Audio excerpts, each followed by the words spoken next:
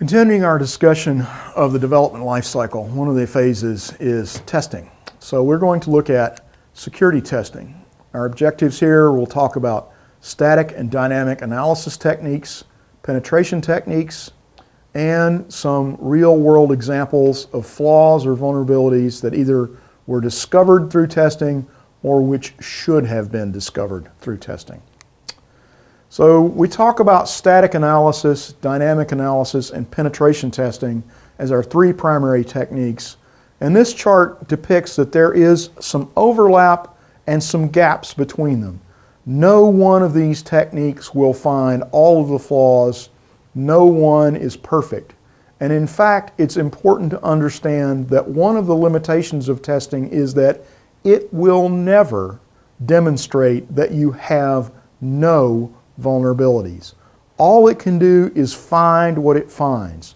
But a clean report, a report that says we couldn't find any vulnerabilities, means only that. No vulnerabilities or flaws were found. It does not mean they do not exist.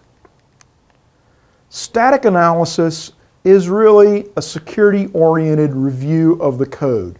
Now this happens normally during development. Programmers review the code as they write it and hopefully produce code with no flaws.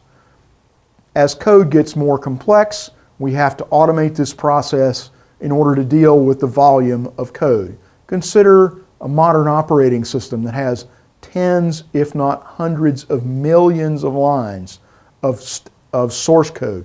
This is beyond the scope of human manual review. So we have to use automated tools. Thankfully, these tools exist and are accessible.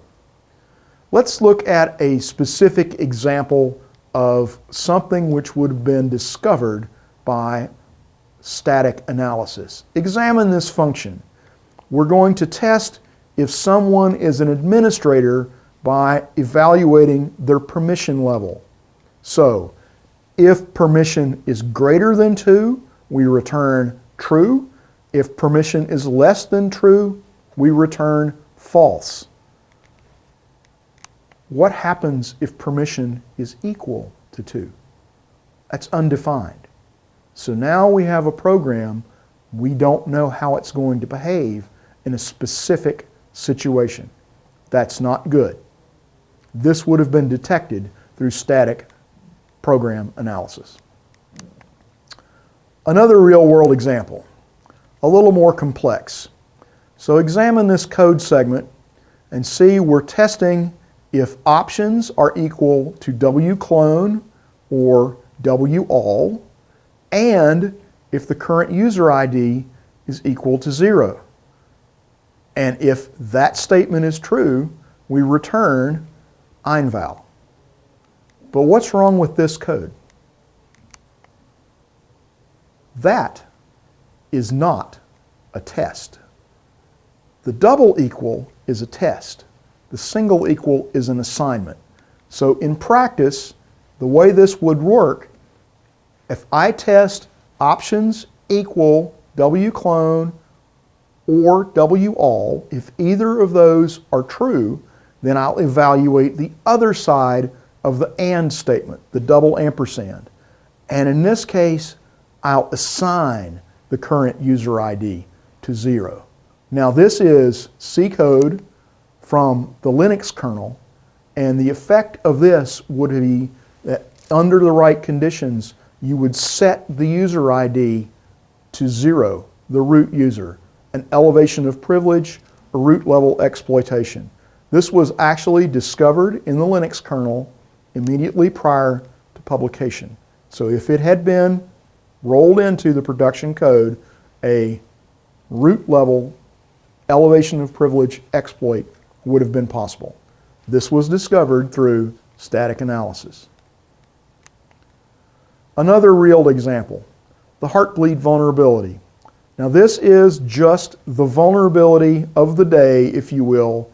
This particular one was published on April the 1st, 2014 under the CVE number listed here. The Common Vulnerability Enumeration Project lists and indexes vulnerabilities so that security professionals can refer to them explicitly and we all know what we're talking about. Again, this particular vulnerability was announced on the 1st of April of 2014. Now that date was particularly poorly chosen because what happens on the 1st of April? April Fool's Day. So many people choose April Fool's Day or the 1st of April to perform practical jokes and to release joke messages or jokes of things of that nature. This particular vulnerability was published on the 1st of April, and not everyone took it seriously immediately because of its publication date. What it does is exploit some poorly written code in a common SSL library called OpenSSL. Let's look in detail exactly what happens. The Heartbleed vulnerability exploits a bug in the optional heartbeat function of SSL. This is an application layer mechanism where the client and server can keep track of each other and determine that both are still alive and operational. The way it works, the client will send a heartbeat message with a payload, in this particular example, the word potato, and the link to that payload, 6 bytes, to the server. The server gets the heartbeat request, writes it into memory, and then reads it back out, 6 bytes, and returns it. Client sends potato, 6 bytes, gets back potato, 6 bytes. Now both sides know the other are operational. So we can do this again. In fact, the heartbeat function operates periodically, just like your heartbeat. So if I send the word bird, 4 characters, it's written into memory, 4 bytes. It's read out of memory, 4 bytes, and sent back. But wait, hackers don't follow the rules. What if the hacker sends a 3-letter word, hat, but tells the server it's 500 characters or 500 bytes long? Hat is written into memory, and the server, when it responds to the heartbeat request, reads 500 bytes and sends them back to the client. This effectively means the client can read all arbitrary memory from the server and disclose everything, compromising keys, sensitive material, user data, everything. Heartbleed existed in OpenSSL from versions 1.01 through 1.01F, and all of these versions are vulnerable. You can test your code to see if it's vulnerable by following this link, but this gets worse. Reverse Heartbleed works in the other direction. And Android phones, the Android operating system, uses the OpenSSL library. So Android version 4.1.1, codename Jelly Bean, is vulnerable, and all previous versions are vulnerable. If your phone supplier or your carrier has not supplied you with an update to your operating system to bring you past 4.1.1, you are vulnerable. About 50 million devices, 50 million devices worldwide are still vulnerable, and you can go today to common retail outlets and still purchase devices new from the factory or the supplier containing vulnerable versions. For the record, iOS, the iPhone, BlackBerry, and the Windows Phone never had this problem because they don't use OpenSSL. Dynamic analysis reviews the code as it's running, not the source code, but the application code running either on its intended platform or within a simulator. And this mimics how an attacker would actually attack the code itself. The attacker doesn't need access to the source code. All he needs is access to the running application. So in the mobile world, that means if your app is in an app store, the attacker can download it and use dynamic analysis techniques to try to find vulnerabilities. These tests can be very, very carefully created or quite random. or accidental. Something as simple as entering something unexpected to the program, which underlies the need to validate input. If you're performing dynamic analysis tests, consider carefully the back end and the production version. These tests can have great impact on running systems, so while you always want to test against the production version, you don't want to test against the version that's in production. Duplicate it, test it offline. An example of a dynamic analysis technique is something called fuzzing. Fuzzing involves using the attack surface analysis technique to determine attack points, inputs and outputs, either physically or over the network, and then supplying random inputs to those input interfaces, hoping to cause an abnormal end or interruption with the program. When the program behaves erratically, I'll reduce my input to find exactly what caused it and then begin modifying it, hopefully to be able to influence the behavior of the program.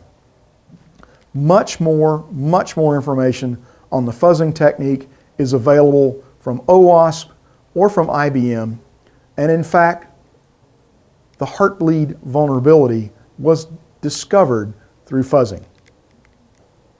So a real-world example of a vulnerability that could have been detected or should have been detected through a dynamic analysis technique like fuzzing.